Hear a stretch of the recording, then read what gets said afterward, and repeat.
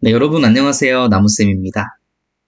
오랜만에 뵙습니다. 거의 한 달 만에 뵙는데, 여러분들 많이 뵙고 싶었고, 오랜만에 뵙는데 무슨 강의로 여러분들 찾아뵈면 좋을까라고 생각을 하다가, 이번 최근에 제8회 나무의사 1차 필기시험이 이렇게 있었잖아요. 그래서, 이걸 좀 다뤄보면 좋겠다라고 해가지고, 이제 시험 끝나자마자 이게 문제가 이제 공개가 되고, 바로 그 문제를 풀어보고, 그 다음에 시험 문제 복원 강의를 좀 준비를 했습니다. 지금 수목 생리학 이렇게 따로따로 나눠서 과목별로 해서 강의가 업로드 될 거예요. 네, 그렇게 알고 계시면 될 것 같습니다. 자, 이번에 수목 생리학 요 총평에 대해서 먼저 말씀드리기 전에 제가 사실 이 강의, 지금 찍는 강의가 두 번째로 업로드 하는 겁니다. 네, 처음에 보신 분들 계실 수도 있는데, 왜 그러냐면은 좀 제가 막 이렇게 킁킁대고, 이렇게 하는 거 있잖아요. 네, 이런 거 굉장히 많이 해서 불편하다는 의견이 엄청 많이 쏟아졌어요. 제가 지금 그 치료를 받고 있거든요. 병원에서 치료 안 받는 건 아닌데 치료를 받고 있는 중인데 어쨌든 불편이 약이 됐다면 수정해서 다시 강의를 올려야겠다라고 해가지고 목 관리를 쫙 하고 그 다음에 다시 왔습니다. 어쨌든 좀 좋게 봐주셨으면 좋겠습니다. 자, 이번 생리학 이 총평 먼저 말씀을 드리겠습니다. 먼저 난이도는요, 어렵진 않았어요. 어렵진 않았고 한 B 정도 됩니다. 중하 정도라고 보시면 될 것 같아요. D가 어렵다, A가 쉽다라고 보면은 B, 중하 정도 될 것 같고요. 자, 난해도 얼마나 난해했는가, 뭐 쉽고 어렵고를 떠나서 얼마나 난해하게 나왔는가, 이것도 마찬가지로 그리 난해하게 나오진 않았습니다. 그래서 한 B 정도, 전반적으로 B 정도로 어렵지 않게 나왔습니다. 수목 생리학은. 자, 특징으로는 기본서에 충실했다. 우리가 잘 아는 기본서 있잖아요. 이경준 교수님의 수목 생리학. 그 기본서 내용이 빠짐없이 거의 나왔습니다. 기본서에 충실하게 나왔고, 일부 지문, 저희가 지문 총 5개죠? 지문 총 5개인데, 요 중에서 한 개 정도가, 기본서에 나오지 않은 전문 지식을 요하는 부분들이 굉장히 많이들 나왔어요. 예. 그렇게 많이는 아니지만 어쨌든 몇 문제 정도 나왔습니다. 이런 부분들이 하지만 이 기본서의 내용을 공부하시다 보면은 접하실 수 있는 내용들이기 때문에 이것도 기본서에 충실했다고 보면 될 것 같습니다. 자, 그리고 마지막으로는 좀 특이한 점인데 다 한글로 표기를 했더라고요. 외래어가 거의 없어요. 외래어가 거의 없고, 외래어도 한글로 표현을 해서, 예를 들어서 카로티노이드 이런 식으로 해서 다 한글로, 영어로 말고 한글로 표기가 되어 있더라. 이렇게 바뀌는 게 저는 맞는 것 같다고 생각을 합니다. 자, 그래서 전체적으로 총평을 말씀을 드리면 제 개인적인 거니까요. 그리고 참고만 해주시면 좋을 것 같습니다. 전체적으로 이번에는 문제가 좀 군더더기 없이 깔끔해졌습니다. 문제가 이렇게 한 문장이 있었으면은 예전에는 이렇게도 해석되고 이렇게도 해석되고 이렇게도 해석되는 경우가 있었어요, 종종. 근데 이번에는 이런 경우가 거의 없었다. 거의 없고 이 문장은 이대로, 이 문장 그대로 해석될 수 있게 좀 깔끔하게 문장 구조가 나왔다. 그리고 기본서에 충실했고 난이도는 중하 정도이지만 일부 전문성을 요하는 지문이 나왔다. 네, 이 정도 말씀을 드리겠습니다. 물 한 잔만 마실게요.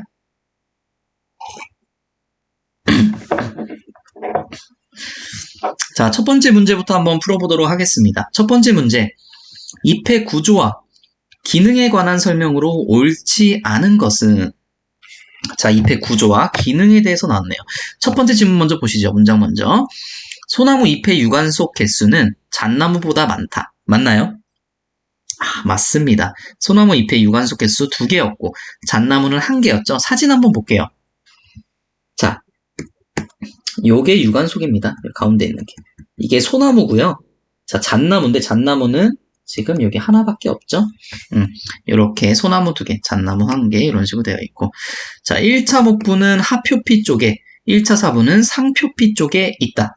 자, 이 목부는 물관을 포함한 부분이고 사부는 채관을 포함한 부분입니다. 자, 이것도 사진 한번 보시죠. 자, 물관이 이렇게 감싸고 있고요. 그 다음에 채관이 이렇게 안에 들어있는 형상. 채관은 안에 들어있고 물관이 이렇게 바깥에 있는 이런 형상입니다. 자, 어디가 상표피고 어디가 하표피일까요? 사실 좀 애매하긴 한데 어쨌든 간에 이 물관이 포함된 목부가 위쪽에, 더 위쪽을 감싸고 있잖아요. 이 채관보다. 그렇기 때문에 물관이 상표피고 체관이 하표피로 이렇게 보는 겁니다. 그래서 제 교재를 참고하시면 자, 이쪽에 물관은 상부, 체관은 하부에 위치되어 있다. 이런 문장이 있거든요. 이 문장을 보셨으면 맞추실 수 있는 부분이었습니다. 정답은 2번입니다. 1차 목부, 즉 물관이 있는 것은 상표피 쪽이고 1차 사부, 체관이 있는 것은 하표피 쪽에 있다. 자, 3번 지문. 대부분 피자식물은 기공의 수가 앞면보다 뒷면에 많다. 자, 예를 들어서 잎이 이렇게 있다고 봅시다. 잎이 쭉 이렇게 있어요. 잎 뒷면에 뭐가 많냐면은 기공이 많습니다. 잎 뒷면에서 이산화탄소를 흡수합니다. 그리고 산소를 이렇게 내뱉기도 하고요. 이산화탄소를 내뱉기도 하고 흡수를 하기도 하고 어쨌든 공기의 진출입로가 되는 것은 이 잎의 뒷면에 있다. 근데 앞면에 있는 애들도 있어요. 누구? 포플러는 앞면에 있는데 대부분이 기공은 뒷면에 있습니다. 뒷면에 많다. 그래서 요거는 맞는 설명이고. 자, 네 번째. 나자식물에서는 내피와 이입 조직이 유관속을 싸고 있다. 이 부분이 살짝 어려운 부분이었는데, 자, 보시게 되시면은, 이 그림에 나와 있긴 합니다. 내피와 이입 조직 이렇게 해가지고, 내피, 이입 조직해서, 자, 요 부분. 내피와 이입 조직이 이 유관속을 감싸고 있죠. 네, 이런 형상으로 되어 있습니다. 자, 이런 거 같은 경우에는 저도 강의에서 중요하게 다루진 않았었고 따로 말씀드리지 않았었는데 자세하게 보신 분들은 맞추실 수 있었겠지만 대부분 아마 감으로 맞추시지 않았을까, 맞추신 분들은 그렇게 생각이 들고요. 자, 5번째. 소나무류는 왁스층이 기공 입구를 에워싸고 있어 증산작용을 효율적으로, 그렇죠, 억제하고 있죠. 소나무류 같은 경우에는. 정답은 2번입니다. 자, 다음 문제 볼게요. 수목의 뿌리 생장에 관련된 설명으로 옳은 것은 뿌리 생장입니다. 자, 주근에서는 측근이 내피에서 발생한다. 자, 첫 번째. 맞나요? 틀립니다. 이거 굉장히 제가 강조 많이 했었죠. 측근은 내초에서 발생을 합니다. 우리가 토양이 이렇게 있다고 보고 뿌리가 이런 식으로 내려왔습니다. 주로 내려오는 뿌리에서 얘가 주근이에요. 가장 중심이 되는 뿌리, 주근입니다. 이 주근에서 측근이 생기겠죠. 이런 식으로. 측근이 생기는데 이 측근이 어디서 발달하냐? 자, 보시면은 이 내초에서 발달하게 됩니다. 뿌리의 구조를 보시면은 이 내초, 여긴 내초고요. 그 다음이, 그렇죠, 내피. 그 다음 피층, 그 다음 어디겠어요? 표피, 그 다음 뿌리털. 이렇게 많이 배웠었죠. 다시 한번 바깥에서부터 뿌리털이 있었고요. 그 다음에 표피 있고요. 그 다음에 피층이 있고요. 그 다음에 내피 있고요. 그 다음에 내초 이런 식으로 있습니다. 자, 근데 측근을 만들어내는 것은 측근을 만들어내는 것은 이 내초에서 만들어내게 된다. 내초에서 이 병층 분열을 통해서 수층 분열까지 하게 되면 이런 식으로 나와서 나중에 이렇게 튀어나오게 됩니다. 이게 바로 측근이라는 거예요. 그래서 측근 이런 식으로 나오게 되고요. 자, 두 번째. 외생균근이 형성된 수목들은 뿌리털의 발달이 왕성하다. 자, 외생균근이란 여러분들 이 뿌리에 곰팡이가 달라붙는 것들을 말해요. 바깥쪽으로. 뿌리 바깥쪽으로 이런 식으로 곰팡이가 달라붙는 것을 말합니다. 그래서 나무에서는 이 곰팡이들한테 탄수화물을 주고요. 얘네 먹이입니다. 곰팡이의 먹이가 탄수화물이기 때문에 탄수화물을 주고요. 이 곰팡이는 이 표면적을 넓히는 거예요.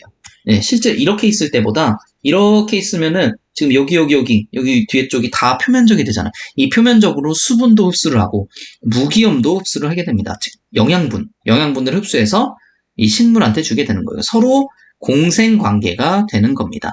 자, 근데 이렇게 외생균근으로 덮여 있는 뿌리들은요, 뿌리털을 만들어내지 않습니다. 뿌리털을.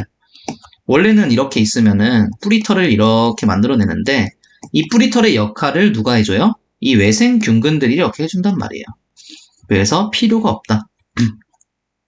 그래서 뿌리털의 발달이 왕성하지 않죠. 그쵸. 자, 세 번째. 온대지방에서 뿌리의 신장은 이른봄의 줄기 신장보다 늦게 시작한다. 자, 뿌리는요, 여러분들. 뿌리는 탄수화물을 가지고 움직여요. 탄수화물. 그리고 독자적으로 움직입니다. 자, 봄에 가장 먼저 자라는 영양기관이 뿌리예요. 왜 뿌리가 될 수 있냐면은 줄기에 겨울이 되면은 다 회수를 하잖아요. 질소부터 시작해서 영양분들을 이 나무가 회수를 하게 됩니다. 이 회수한 에너지들을 가장 먼저 이 뿌리에서 쓰게 되는 거예요. 그래서 가장 먼저 발달하게 되는 게 이 뿌리입니다. 초봄에. 그리고 웃긴 게 가장 늦게까지 발달하는 것도 이 뿌리예요. 그래서 뿌리는 다른 것들과 다르게 이 독자적으로 움직이는 기관입니다. 그렇기 때문에 이것도 아니죠. 더 빨리 시작하죠. 자, 4번. 수목은 봄철 뿌리의 발달이 시작되기 전에 이식하는 것이 바람직하다. 그렇죠. 우리가 보통 이식 언제 하라고 하죠? 여러분들? 실제로 적용 업무 하시면은 이식 초봄에 하라고 합니다. 초봄보다 살짝 더 이른 2월 말이라든지 3월 초 이때 하라고 하거든요. 그게 이 뿌리의 발달이 시작되기 전에 하라는 거예요. 뿌리 시작되기 전에 미리 꽂아 놓는 거예요. 꽂아 놓으면은 자, 뿌리 발달이 진행이 되면서 적응을 빨리 할 수 있겠죠. 이런 부분 있는 거고. 자, 5번째. 주근은 뿌리의 표면적을 확대시켜. 자, 그러니까 어쨌든 4번이 맞는 얘기고요. 주근은 뿌리의 표면적을 확대시켜 무기염과 수분의 흡수에 크게 기여한다. 자, 아니죠. 이 뿌리털, 색은 이런 애들이 표면적을 확대시켜서 기여하는 거죠. 땡. 정답은 4번입니다. 자, 그 다음 수목의 광합성에 관한 설명으로 옳은 것은 광합성에 관한 설명인데, 자, 여러분들, 자, 제가 문제 보면서 팁 하나 드릴게요. 이 문제는요, 음수랑 양수를 알고 있는가, 음수랑 양수를 선생님들께서 알고 있는가를 묻고 있는 거예요. 왜 그러냐 하면은, 자, 여러분들 광포화점, 광보상점의 개념에 대해서는 아시죠? 그쵸? 광보상점만 설명을 먼저 드릴게요. 광보상점. 혹시나 모르시는 분들이 있어서. 광보상점은, 자, 호흡을 했을 때 방출되는 CO2양. 또, 광합성을 했을 때 흡수되는 CO2량이 서로 같을 때입니다. 자, 플러스, 흡수되는 거 플러스죠? 방출되는 거 마이너스. 이 플러스랑 마이너스 양이 같아져서 0이 되는 지점이에요. 0이 되는 지점. 그게 바로 이 광보상점입니다. 광보상점. 근데 광보상점에 대해서 여러분 잘 알고 계실 거예요. 음수는 광보상점, 그리고 광포화점이라는 개념이 있는데, 광포화점은 CO2를 흡수하다 보면은 더 이상 흡수하지 않는 점이 있거든요. 그게 이제 광포화점입니다. 어쨌든 이 보상점과 포화점, 음수는 둘 다 낮아요. 양수는요, 둘 다 높습니다. 음수는 광보상점도 낮고 광포합점도 낮고, 양수 같은 경우에 광보상점도 높고 광포합점도 높습니다. 자, 여러분들 보시면 이제 광보상점이 낮다, 광포합점이 낮다, 광합성 효율이 낮다, 광보상점에 도달한다. 자, 이런 높은 강도에서 광보상점에 도달한다. 이 4개 같은 경우에는 음수인지 양수인지만 알면 돼요. 자, 1번만 제가 소개해 드릴게요. 회양목, 뭐죠? 음수죠. 아까시나무 뭐예요? 양수죠. 회양목이 아까시나무보다 광보상점이 낮습니까? 음수가 양수보다 광보상점이 낮죠? 그쵸? 1번부터 맞고. 자, 끝나는 거예요. 얘네 다 똑같은 얘기 하는 거예요, 지금. 2, 3, 5번은 다 똑같은 얘기 하는 거고. 자, 4번만 제가 설명 한번 드릴게요. 광합성은 물의 산화 과정이며, 호흡작용은 탄수화물의 환원 과정이다. 이렇게 얘기합니다. 맞나요?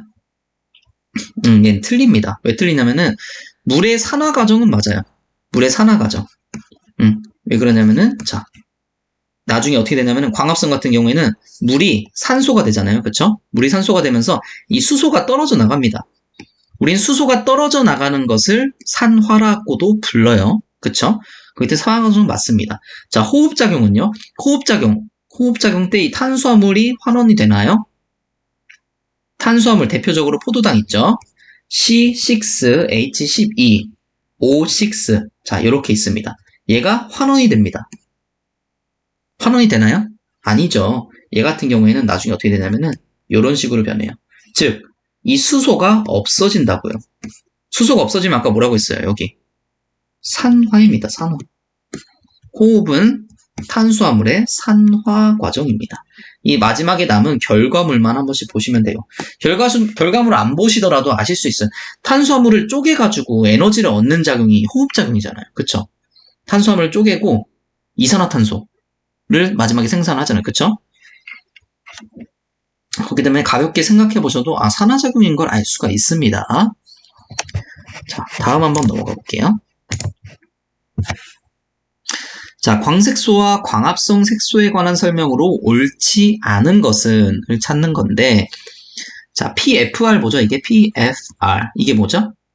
파이토크롬 파레드. 파이토크롬 파레드. 자, 요것은 활성화 상태입니다. 활성화 상태. 그리고 파이토크롬 레드, 요거는 비활성 상태입니다. 어떤 빛의 파장을 주느냐에 따라서 이 파이토크롬 파레드가 될 수도 있고 파이토크롬 레드가 될 수도 있어요. 이 표 한번 보신 적 있으시죠? 파이토크롬 파레드는 활성 형태입니다. 그래서 활성 형태란 뭐냐면은 우리가 스위치라고 생각하시면 돼요. 스위치 온 상태가 파이토크롬 파레드고 파이토크롬 레드는 스위치 오프인 상태인 거예요. 스위치를 꺼버린 겁니다. 그래서 스위치를 키면은 이제부터 작동이 시작되는 거예요. 식물의 모든 생리적 활동이 작동이 시작하는 게 이 파이토크롬 파레드인 단계고, 조건은 660나노미터 파장일 때 그때 파이토크롬 파레드가 됩니다. 그리고 이 파이토크롬 레드는 730나노미터 파장일 때 서로 파장이 다르죠. 그래서 이 660나노미터 파장을 적색광이라고 하고요. 730나노미터 파장을 원적색광이라고 합니다. 적색광일 때 스위치가 온 된다는 거, 이거 기억해 주시면 됩니다. 그래서 어쨌든 파이토크롬 파레드는 생리적 활성형 맞고요. 크립토크롬은 일주경상에 관여한다. 우리 광주경상이라 들어보셨죠? 광주기랑 같은 말이에요. 우리가 보통 일주기라고 하면은 하루 단위로 말하는데, 식물에서 일주기는 낮과 밤을 이야기하는 겁니다. 즉, 광주기를 이제 이야기하는 거라서, 크립토크롬은 이 파이토크롬과 같이 이 광주경상에 관여하는 그런 특징을 가지고 있죠. 자, 다음. 적색광이 원적색광보다 많을 때 줄기 생장이 억제될까요? 적색광은 아까 스위치 온이라고 했었죠. 스위치 온이 더 많으면은 줄기 생장이 되겠죠. 억제되는 게 아니고. 자, 요게 틀렸네요. 3번이 틀렸고요. 자, 4번. 카로티노이드는 광산화에 의한 엽록소 파괴를 방지한다. 카로티노이드의 가장 큰 특징 중 하나가 바로 이거였죠.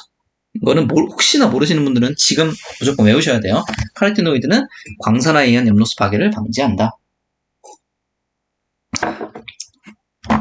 자, 5번 보시죠. 엽록소 외에도 녹색광을 흡수하여 광합성에 기여하는 색소가 존재한다. 자, 제가 아까 맨 처음에 약간 어느 정도 전문 지식을 요하는 그런 문장들이 나온다고 했잖아요. 자, 바로 이게 이 부분입니다. 자, 여러분들, 여러분들이 착각하시는 부분이 있어요. 많은 분들이 착각하시는 게, 엽록소 무슨 색일 것 같아요? 그쵸, 엽록소는 초록색입니다. 초록색. 근데 왜 초록색일까요? 엽록소는 초록색 빛을 방출하기 때문에 엽록소는 초록색인 겁니다. 뭔 말씀인지 아셨죠? 엽록소는 초록색 빛을 방출하기 때문에 초록색인 거예요. 초록색 빛을 제외하고 나머지 빛을 잘 흡수합니다. 엽록소 같은 경우에는요. 자, 이 부분을 여러분들 알고 일단 계시면 됩니다. 초록색 빛을 방출해내니까 초록색 빛을 흡수하지 않습니다. 그래서 무슨 상황이 생기냐면은, 자, 이 파란색이 엽록소 A고 초록색이 엽록소 B예요. 이 400에서 지금 500까지 빛을 흡수합니다. 흡수 스펙트럼이에요. 빛을 흡수하게 됩니다. 400에서 500은요, 400쪽은 자색, 보라색에 가깝고 500쪽은 청색에 가까워요. 그리고 이 600에서 또 700까지 여기에 빛을 흡수하는데 여기는 그렇죠. 적색에 가깝습니다. 그럼 초록색 어디 있을까요? 바로 여기가 초록색이에요. 이 가운데. 지금 여기서부터 여기까지. 여기가 이제 초록색이 어느 정도 포함된 그 파장대인데, 이 초록색 파장대가 지금 흡수를 안 해요. 보시면은 엽록소들이.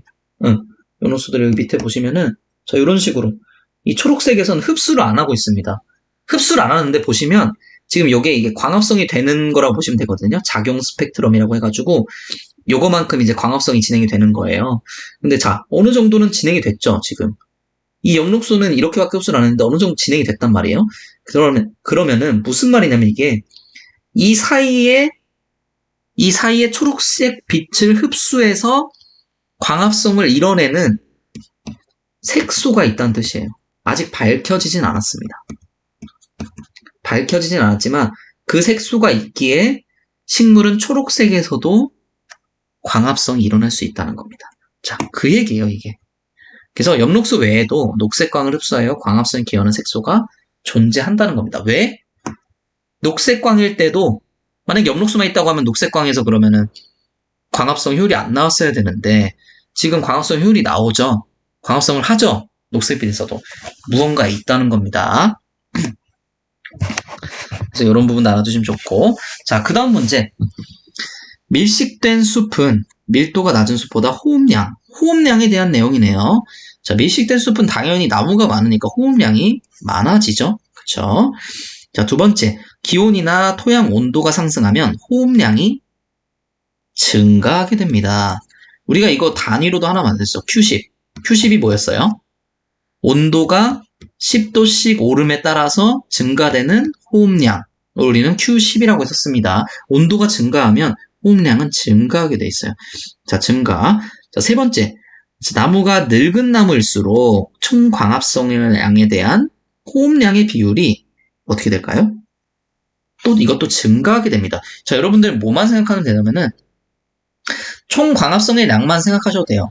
총 광합성 많아질까요? 적어질까요? 나이가 많이 먹을수록 죽은 조직이 더 많아지기 때문에 총 광합성 양은 줄어들게 됩니다. 그럼 당연히 호흡량과의 비율은 어떻게 되겠어요? 커지겠죠. 자, 여기가 광합성량이고 여기가 호흡량입니다. 자, 광합성량이 계속 줄어요. 그럼 이 값 어떻게 됩니까? 커지죠. 이 값이 커지게 되는 거죠. 그래서 증가한다. 자, 마지막으로 입 주위에 이산화탄소 농도가 높아지면 기공이 닫히니까 어떻게 되겠습니까? 호흡량은 당연히 감소하게 됩니다. 정답은 1번이고요. 자, 다음 수목 내 탄수화물 함량의 계절적 변화에 관한 설명으로 옳지 않은 것은 이렇게 보겠습니다. 자, 여러분들 시험 때 이 옳지 않은 것들 있잖아요. 이런 식으로 표시를 하든 여러분들 표시를 꼭 해주세요. 만약에 옳지 않은 것인데 옳은 것 골라가지고 틀리시면 정말 너무 억울하잖아요. 그쵸? 잘 표기해 두시고. 자, 탄수화물이 계절마다 어떻게 변하냐. 첫 번째, 겨울에 줄기의 전분 함량은 증가하고, 자, 전분은 무슨 탄수화물이죠? 저장 탄수화물입니다. 저장을 해놓는 탄수화물이에요. 자, 환원당의 함량은 감소한다. 아니죠. 겨울에 당이 어떻게 된다고 했어요? 조직의 당이 늘어나게 됩니다. 이 당은 어디서 만들어지냐면은 이 저장 탄수화물이 분해되면서 당이 만들어지게 돼요. 탄수화물이 여러 개 모여져 있는 게 말 그대로 이 전분인데 그걸 분해시켜가지고 이 당을 만들어내는 겁니다. 당을 많이 세포내에만 당이 이 정도밖에 없었어요. 근데 당을 이렇게 많이 만들어내면 뭐가 줄어들게 되냐면은 이 수분이 줄어들게 돼요. 세포내에 수분이 줄어들게 되면서 동해 피해가 걸리면은 이 세포 내의 수분이 그렇죠. 이제 결빙되면서 그러면서 발생하는 게 동해 피해인데 이 수분을 최대한 줄이고 이 당을 많이 채움으로써 동해 피해를 예방할 수 있게 되는 겁니다. 그래서 계절적으로 이런 변화가 있고요. 두 번째, 그래서 환원당의 함량은 감소한다. 아니죠. 환원당의 함량은 증가하죠. 얘가 답이네 1번. 자, 두 번째, 낙엽수는 계절에 따른 탄수화물 함량 변화폭이 상록수보다 크다. 맞나요? 맞습니다. 낙엽수는 겨울쯤 다가오면은 모든 질소, 그리고 모든 영양분들을 완전 모든 건 아닌데요. 어쨌든 영양분들을 회수하게 됩니다. 특히 질소를 이제 회수를 하게 돼요. 이 회수를 하게 되면서 탄수화물, 그 영양분들이 많아지게 되는 거예요. 겨울쯤 되면은 많아지게 되고 또 봄에는 쓰니까 적어지게 되고 이렇게 변화폭이 큰데 상록수는 낙엽수처럼 뭐 회수를 한다든지 그런 경우는 없기 때문에 이 낙엽수가 변화폭이 더 크죠. 맞는 내용이고. 세 번째, 가을에 낙엽이 질 때 줄기의 탄수화물 농도가 최고치에 도달한다. 제가 방금 말씀드렸죠. 회수하니까 겨울에 최고치가 됩니다. 자, 초여름에 밑동을 제거하면 탄수화물 저장량이 적어 냉하지 발생을 줄일 수 있다. 자, 우리가 이렇게 나무 밑둥이 있다고 봐요. 밑둥이 있으면은, 자, 이런 식으로 막 냉하지 막 자랄 때 있죠. 이렇게. 보신 적 있으실 거예요. 요거를 안 나게 하려면 어떻게 해야 되냐면은, 이 나무가 탄수화물을 다 썼을 때, 이게 탄수화물 때문에 올라오는 거거든요. 지금 에너지가 있으니까. 탄수화물을 다 썼을 때, 탄수화물이 없을 때, 그때가 언제냐면은, 자, 초여름, 여름 때. 여름에는 봄부터 시작해서 탄수화물을 쫙 다 쓰기 때문에 탄수화물이 가장 적을 시기예요. 이럴 때 밑동을 딱 제거해버리는 겁니다. 그러면 이 냉하지가 안 나온다는 거예요. 자, 이거 맞는 얘기고. 5번째, 상록수는 새순이 나올 때 전년도 줄기의 탄수화물 농도는 감소하고 새 줄기의 탄수화물 농도는 증가합니다. 그렇죠. 당연하죠. 새 줄기일수록 이 탄수화물 농도는 증가하게 되어 있습니다. 자, 다음 수목의 질소대사에 관한 설명으로 옳은 것 질소대사입니다. 자, 첫 번째 볼게요. 탄수화물 공급이 느려지면 질산환원도 둔화된다. 이렇게 씁니다. 자, 질산환원이 그럼 뭔지 우리가 알아야 되는데 질산환원이 뭐냐면은 질산이 이거죠. 여기서 환원된다는 것은 자, 여기에 수소가 붙으면 됩니다.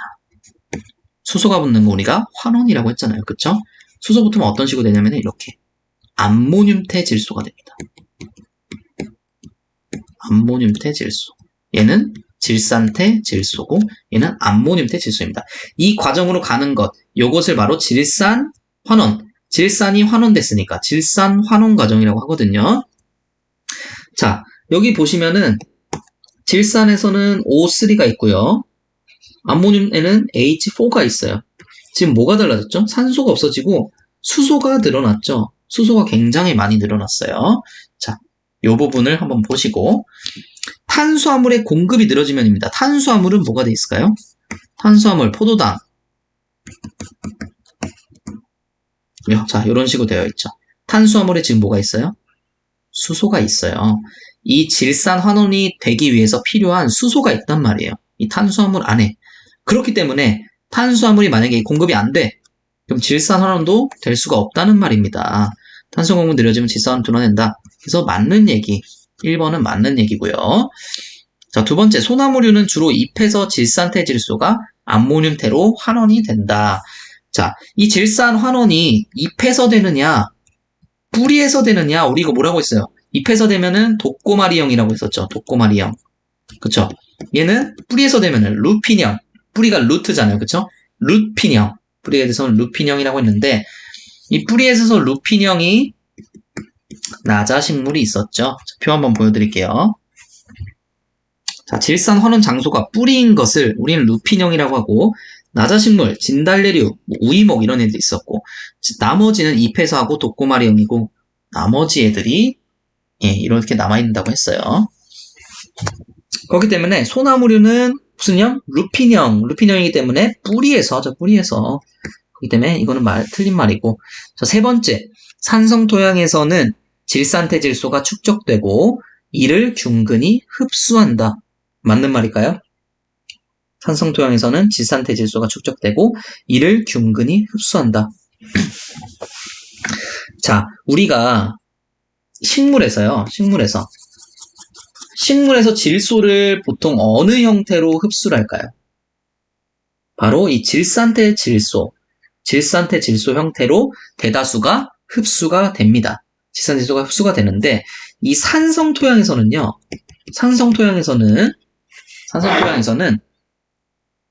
이 암모늄태 질소에서 질산태 질소가 돼야지 질산이 되거든요. 예, 암모늄태 질소가 평소에는 더 많아요. 평소에는 더 많은데 이 질산으로 만들어줘요. 이 만들어지는 과정을 뭐라고 하냐면은 질산화 과정이라고 합니다. 그리고 이 질산화 과정을 일으키는 균이 있어요. 그게 뭐냐면은 질산화균이에요. 질산화균이 있는데 이 질산화균은 산성 환경일 때 살아남지를 못해요. 질산화균은 산성 환경일 때 살아남지 못합니다. 그렇기 때문에 이 질산이 많이 만들어지질 못하는 거예요.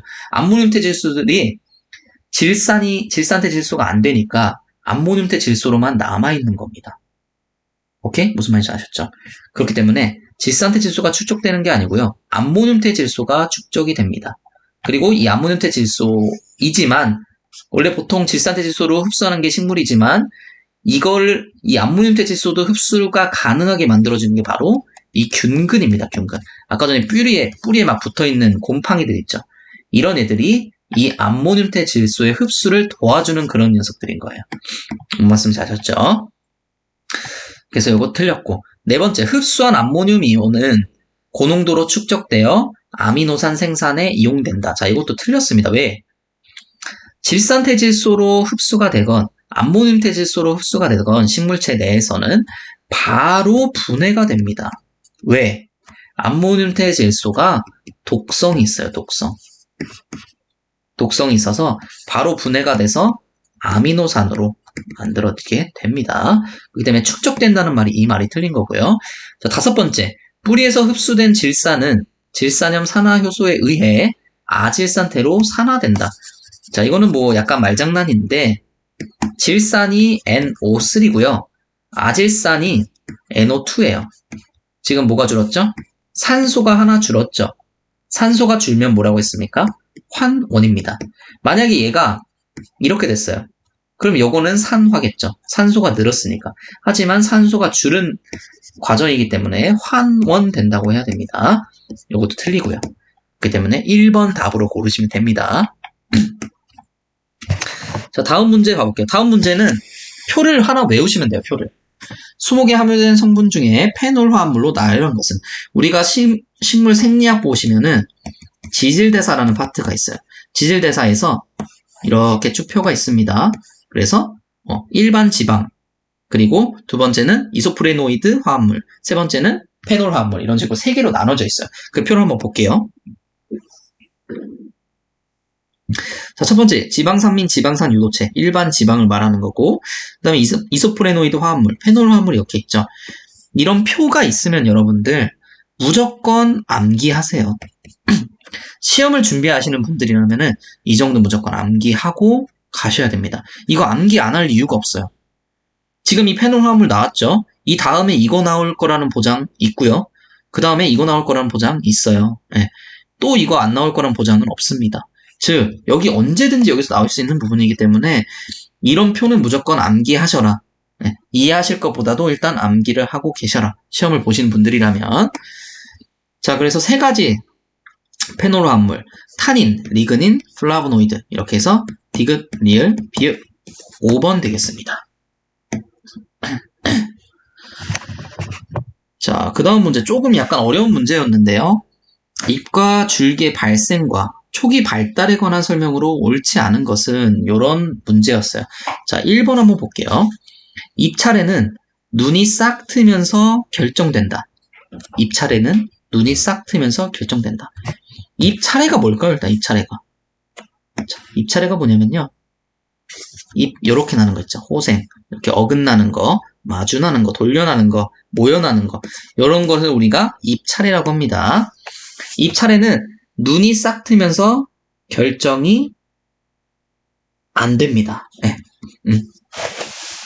이건 눈에서 결정되는 게 아니에요. 잎차례 같은 경우에는 눈에서 결정되는 게 아니다. 이 눈에서 결정되는 것은 여기는 그냥 잎과 가지의 원기가 있어서 걔네가 이제 자라나는 겁니다. 꽃도 그렇고요. 자라나는 거. 그래서 이것은 1번이 답인데 조금 약간 어려운 문제긴 했어요. 그래서 잎과 가지의 원기가 있고요. 자, 그리고 전형성층은 정단 분열 조직에서 발생을 하게 되는데, 자, 전형성층은 이 형성층이란 말은 뭔지 아시죠? 우리가 그 나무 줄기의 직경 생장을 담당하고 있는 그 형성층, 모든 조직의 기원이 되는 형성층인데, 전형성층은 뭐냐면요. 이 전이란 말이 원시라는 말이 어떻대요? 원시. 형성층의 원시적인 단계에 있던 형성층. 자, 과연 정단 분열 조직에서 발생이 되는가? 자, 보시면 전현성층 이런 식으로 지금 나와 있거든요. 이런 식으로 표기되어 있는데, 자, 전현성층 같은 경우에는 자, 이런 식으로 형성이 되어 있고, 자, 이 그림이 뭐냐면요. 우리가 땅이 있고 줄기가 처음에 씨앗을 뿌려가지고 조금 자라났을 때 있잖아요. 이런 식으로 이파리 막 날랑말랑할 때 지금 이 상태를 나타낸 거예요. 완전 생장 초기. 예. 생장 초기에 이 전형성층이 이렇게 자라나 있고 얘네가 직경 생장을 돕고 그리고 어디서 발생이 되냐면은 자 여기가 뭐죠? 지금 그쵸. 가장 끝에 있는 분열 조직이라고 해서 정담 분열 조직이죠. 그렇죠. 네. 정담 분열 조직에서 발생이 되는 게 이 전형성층입니다. 이렇게 일단 알고 계시면 될 것 같아요. 자, 그리고 4번, 네 번째. 잎이 직접 달린 가지는 잎과 나이가 같다. 예, 이 가지 안에 이렇게 잎이 같이 달린 애들 있잖아요. 얘네는 나이가 같은 거예요. 나이 같고, 만약에 이렇게 퍼져 있다. 그러면은 얘네 다르고, 얘네 둘이 같고, 그쵸. 이런 식으로 이제 나이가 되겠죠. 그 얘기를 하는 거고요. 소나무 당년지 줄기는 목질화되면 길이 생장이 정지된다. 소나무 같은 경우에는 고정생장을 하는 수종이에요. 고정생장. 그래서 예를 들어서 이렇게 나뉘어져 있다고 보시면은 1년째 이만큼 자라고 2년째 이만큼 자라고 3년째 이만큼 자라는 겁니다. 근데 2년째 자라면서 또 이렇게 추가적으로 자라진 않고 2년째 거의 다 자랐다 싶으면 얘가 이제 목질화, 딱딱해지는 그런 과정을 거치게 되는데 그때가 되면은 더 길이가 자라거나 이렇게 되진 않고 직경이 자라거나 하지도 않고 그대로 끝나는 겁니다. 생장이 정지가 되는 거죠, 아예. 저렇게 보시면 되시고 자, 다음 무기영양소 파트입니다. 무기영양소 파트. 무기영양소인 칼슘에 관한 설명으로 옳지 않은 것은 칼슘에 관한 설명으로 옳지 않은 것은입니다. 자, 첫 번째. 상성토양에서 쉽게 결핍된다. 맞는 내용입니다. 산성토양이라는 것 자체가 수소이온 농도가 어떻게 되는 거죠? 굉장히 높을 때예요. 수소이온 농도가. 네, 수소이온 농도, 즉 이 수소가 굉장히 많으면은 이 산성토양이 되는데 예를 들어서 이렇게 교질문이 있다고 봅시다. 교질문은 이렇게 마이너스 음전하를 대부분 띠고 있다고 했었고 여기에 다양한 이런 다양한 이온들이 이렇게 붙어 있다고 했었어요. 이렇게 다양한 이온들이 붙어 있는데 자, 산성토양이란 뭐냐면은 지금 이 칼슘, 마그네슘, 칼륨, 즉 수소를 제외한 나머지 이온들이 거의 부족해지고 여기에 수소만 이렇게 차여 있는 현상. 요거를 산성화 됐다고 했어요. 그쵸? 이렇게 되면서 칼슘이 결핍이 아까 여기 칼슘 있었죠? 칼슘이 이렇게 떨어져 나가게 되는 거예요. 그러면서 결핍이 된다는 겁니다. 왜? 이 수소가 그 어떤 다른 이온들보다 흡착력이 강하거든요. 흡착력이 굉장히 가장 강한 게 이 수소이온입니다. 그렇기 때문에 이 칼슘 얘네를 내동댕이 치는 것은 얘네한테는 쉬운 일이죠. 그래서 결핍이 되고 두 번째, 심하게 결핍되면 어린 순이 고사가 됩니다. 저희가 이 무기 영양소 중에서 이동 속도가 느린 것, 이동 속도가 빠른 것 이렇게 해서 예전에 배운 적이 있었어요. 이동 속도가 느린 얘들은 결핍이 되면은 어린 얘들이 피해를 보고요. 빠른 얘들은 성숙잎에서 피해를 본다고 했었습니다. 자, 요 개념을 가져가시면 되는 거예요. 자, 세 번째 질문 문장 한번 읽어보죠. 팩틴과 결합하여 세포 사이의 중엽층을 구성한다. 자, 우리가 세포를 보시면은 딱딱딱 현미경을 보면 거의 붙어 있는 것 같지만 더 자세히 들여다보면 이렇게 띄어진 부분들이 있다는 거예요. 세포끼리 띄어진 부분들이 있는데 이 세포 사이에 띄어진 부분, 이 부분을 우리는 중엽층이라고 합니다. 이 중엽층에 칼슘과 그리고 팩틴, 칼슘과 팩틴이 결합해서 이 중엽층을 구성해주고 있습니다. 자, 요거는 알고 계신 분들 더 많을 거예요. 자, 그럼 이제 우리가 좀 어려운 부분인데 바로 이 네 번째와 다섯 번째 문장입니다. 일단 다섯 번째 문장 먼저 볼게요. 5번 문장 보시면 칼로스를 형성하여 손상된 도감 폐쇄에 이용된다 이렇게 되어 있어요. 자, 여러분 칼로스는 뭐냐면요. 이 칼슘에 아예 관계가 없는 애예요. 다당류입니다. 그냥 다당류. 칼로스는 다당류고 그래서 우리가 뭐 도관 같은 거 이렇게 있잖아요. 도관이 만약에 좀 벽이 이렇게 깨졌어. 깨지면은 얘가 이제 자기 역할을 못 하게 되잖아요. 그러면 이 칼로스 같은 애들 와가지고 이렇게 내부를 다 채워버리는 거예요. 랩을 채워버리는 거예요. 자, 이런 역할을 하기도 하고, 이 칼로스는 또 무슨 역할을 하게 되냐면은, 우리가 이 세포 사이에 보시면은, 원형질 연락사라는 게 이렇게 있어요. 원형질 연락사. 이 세포 사이에 물질 교환을 하게 만들어주는 이 원형질 연락사라는 게 있습니다. 원형질 연락사라는 게 있는데, 이 원형질 연락사를 막아주는 그런 역할도 해요. 원형질 연락사가 막혀야 될 때가 있거든요. 그때 원형질 연락사를 칼로스가 이렇게 막아주기도 합니다. 이런 역할도 하는데, 하여튼 이런 역할을 하고 이 칼슘과는 별로 관계가 없다. 어쨌든 답은 5번인데, 자, 4번 한번 봅시다. 4번. 세포 외부와의 상호작용에서 신호 전달에 필수적이다. 자, 이런 말이 있어요. 여러분들 혹시 칼슘에 대해서 이런 말 들어보신 적 있으신가요? 신호 전달에 필수적인 무기영양소 칼슘이다. 자, 일단은 제가 먼저 설명을 좀 드릴게요. 자, 식물이 예를 들어서 이렇게 화분이 있고요. 화분이 이렇게 있고 여기 흙을 담았어요. 그리고 이파리가 이렇게 났어요. 죄송합니다. 그림을 진짜 못 그려가지고. 자, 뭐 이런 식으로 해서 이파리가 3개 이렇게 났다고 봅시다. 이파리가 3개를 났어요.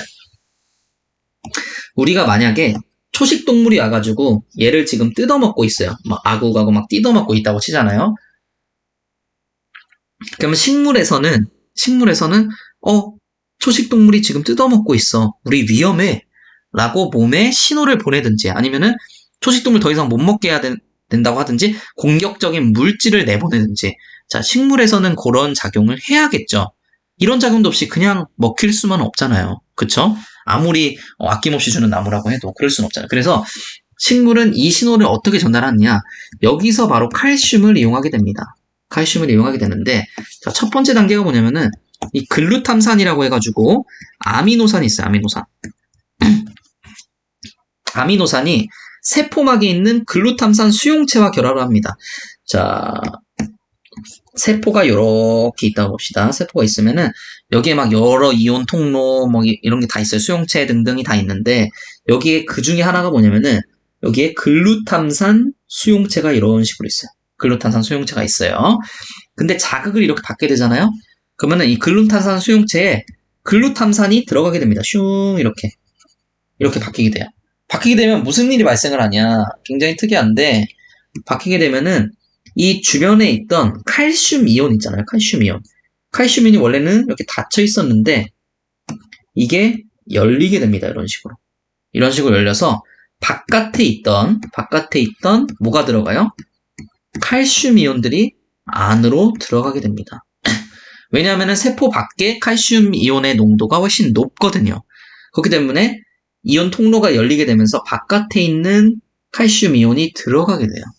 이때 이 칼슘 이온과 함께 뭐가 들어가냐면은 이 자스몬산이라는 이 호르몬 계열의 물질이 같이 들어가게 됩니다. 칼슘과 자스몬산이라는 호르몬 계열 물질이 같이 들어가게 돼요.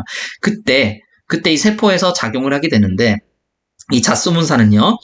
초식동물과 곤충한테 방어 기제를 발동을 합니다. 예를 들어서 소화를 방해시키는 물질을 같이 내보낸다든지 또는 먹기 어렵게 만드는 이런 작용을 하게 되거든요. 어쨌든 칼슘과 자스몬산이 같이 들어가서 이 방어 기제를 발동하게 된다.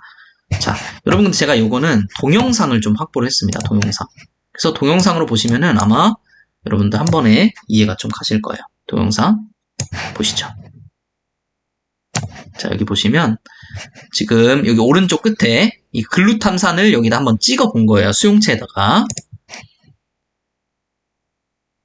자, 글루탐산을 찍으니까 확 이렇게 됩니다. 네, 이렇게 돼요. 갑자기 한 번에 샥 움직이죠. 이 움직이는 뭐라고요? 그쵸. 칼슘 이온이 이 식물 안에 있는 수분이랑 같이 해서 이렇게 움직여 나간 거예요.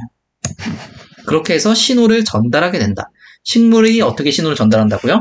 이런 과정을 거쳐서 그 중심에 있는 게 바로 이 칼슘이다. 칼슘이 자스몬산과 함께 같이 동반돼서 들어가게 된다. 그래서 이런 기능을 하게 되고요. 자, 다음 문제입니다. 도관이 공기로 공동화되어 통수 기능이 손실되는 형상과 양의 상관관계가 아닌 것은 이렇게 나와 있는데 잠시만요. 자, 여러분들 여기서는 좀 헷갈리신 분들도 계실 거예요. 이 양의 상관관계가 뭐냐? 양의 상관관계는 바로 비슷한 걸 말하는 거예요. 이 통수 기능이 손실되는 형상과 비슷한 거, 같은 맥락인 거를 찾으시면 됩니다. 그래서 문제는 이거예요. 도관이 통수 기능이 손실되는 형상인 거. 자, 1번 제외하고 나머지 볼게요. 벽궁이 손상되면은 통수 기능 손실될까요? 그쵸, 손실되겠죠, 당연히. 예. 도관이 부셔졌잖아. 주변이 부셔지는데 손상이 안 되겠어요? 자, 두 번째, 가뭄으로 인한 토양의 건조는요? 그쵸. 도관이 이렇게 있는데 물이 막 지나다니지 않으면은 이 도관은 막혀버리게 돼요. 그래서 손실되게 되고. 자, 다음 도관의 길이와 직경의 증가. 도관은 굉장히 이제 얇아서 얇으면 뭐가 걸리냐면요. 이 장력이라는 힘이 걸립니다. 위아래로 장력이라는 힘이 걸려야 되는데 이게 직경이나 이런 게 넓어져 버리면은 장력이 걸리지가 않아요. 그렇기 때문에 이것도 X. 자, 다음 다섯 번째, 목부에 반복되는 동결과 해동. 자, 동결이랑 해동이 반복되게 되면은 수축과요, 이완이 반복되게 됩니다. 수축이랑 이완이 반복되게 되면은 그 어떤 조직이든 간에, 심지어 콘크리트한테도 안 줘요. 콘크리트한테도. 수축과 이완이 반복되게 되면은 그 어느 조직이든 좋지가 않다. 첫 번째, 근압이 증가된다. 근압이 증가되는 것과는 관계없고 오히려 근압이 증가됨으로 인해서 수분이 더 끌어올려질 수도 있어요. 내부 압력이 높아지기 때문에. 그래서 다음 답은 1번입니다.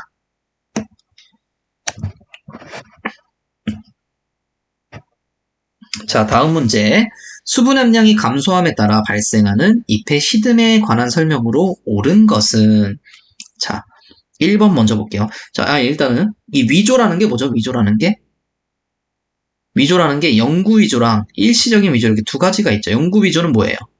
아무리 물을 많이 줘도 더 이상 이제 되살아날 수 없는 상태, 되살아날 수 없을 정도로 이제 수분이 부족해져 있는 상태.